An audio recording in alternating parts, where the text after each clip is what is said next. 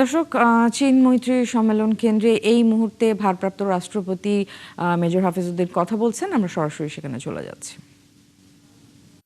লেখা এক অবিস্মরণীয় দিন। গণতন্ত্র, ন্যায়, মানবিক মর্যাদা রক্ষায় মুক্তিগামী ছাত্র জনতার বিজয়ের দিন।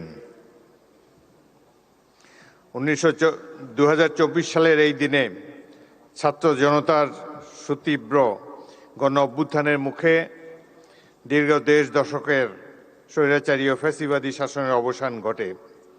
ফ্যাসিবাদী সরকার, বশংবদ ব্যক্তিবর্গ পালাতে বাধ্য হয়, মুক্ত হয় স্বদেশ, সূচিত হয় নূতন প্রভাত।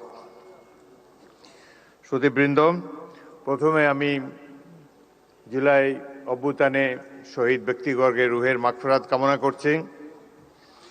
গভীর শ্রদ্ধার সাথে স্মরণ করি আবু সাইদ, মুগ্ধ, ওয়াসিম, ইয়ামিন, ফারহান, নাফিজ, সজল, রাব্বি, মিরাজ, এনাম, তাইম, নাইমা, ছোট্ট শিশু রিয়া গোপ ও আহাদ সহ জুলাই অভ্যুত্থানে উৎসর্গকারী হাজারো বীর শহীদকে।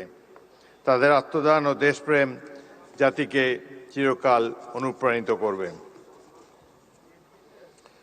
শুধু মণ্ডলী, আমি বেশি সময় নেব না, আপনাদেরকে ধন্যবাদ দেই ধৈর্য ধরে এতক্ষণ বসে আছেন। প্রকৃতপক্ষে বক্তৃতা দেওয়ার মানসিকতা হারিয়ে ফেলেছি। আজ এই অনুষ্ঠানটি একটি জাতীয় অনুষ্ঠান, সলেম অকেশন। জুলাই যোদ্ধাদেরকে শ্রদ্ধার সাথে স্মরণ করার জন্যই রাষ্ট্র এই অনুষ্ঠানের আয়োজন করেছে।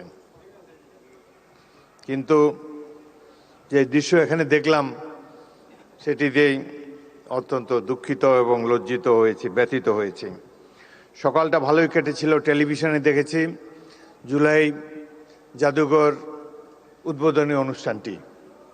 সেখানে মাননীয় প্রধানমন্ত্রী এবং অন্যান্য দেশের বিশিষ্ট ব্যক্তিবর্গ ছিলেন।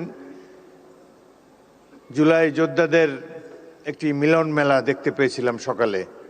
জাতীয় ঐক্য সহজেই প্রতিভাত হয়েছিল। কিন্তু বিকেলের এই অনুষ্ঠানটিতে যা দেখলাম এটি অভিপ্রেত ছিল না, একেবারেই অনভিপ্রেত। জাতীয় অনুষ্ঠানে আমরা তো জাতীয় ঐক্যের কোনো বহিঃপ্রকাশ দেখাতে পারলাম না। ভুল তো মানুষ করেই, নিশ্চয়ই এখানে ডকুমেন্টারিতে অনেক ভুল আছে। প্রথম ভুল আমি দেখেছি, সেখানে তো আবু সাইদের ছবিই নাই। আবু সাইদ এই বিপ্লবের প্রতিচ্ছবি, প্রতীক। তার ছবি না থাকলে এটা কোনো ডকুমেন্টারি হলো না। সেখানে আরও নাই দেশনেত্রী বেগম খালেদা জিয়ার ছবিও তো নাই।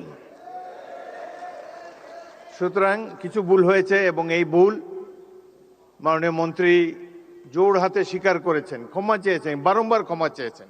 তারপর তো শান্ত হওয়া উচিত এই ধরনের একটা জাতীয় অনুষ্ঠানে।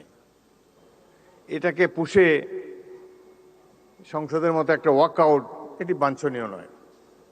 আমি লক্ষ্য করেছি মাননীয় সংসদ সদস্য আক্তার, তিনি তার অনুসারীদেরকে প্রশমিত করার চেষ্টা করেছেন, কিন্তু বাংলাদেশের নেতাকে তো মানে না সহজে অনুসারীরা।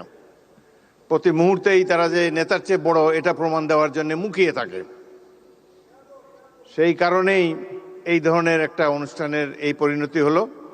এখানে যারা বিদেশি বসা ছিল, আমি মনে মনে চিন্তা করছিলাম যে ইংরেজিতেই ভাষণ দেব, বিদেশিরা দেখুক 16 বছর আমরা কিভাবে কাটিয়েছি, কিন্তু তারা তো চলেই গিয়েছে। যাই হোক, জাতীয় অনুষ্ঠানে এই ধরনের বিশৃঙ্খলতা মোটেই কাম্য ছিল না। ভাই, আমরা তো জনগণের ভোট নিয়ে এখানে এসেছি, জনগণের নির্বাচিত প্রতিনিধি আমরা, হাওয়ার থেকে উড়ে এসে বসি নাই এখানে।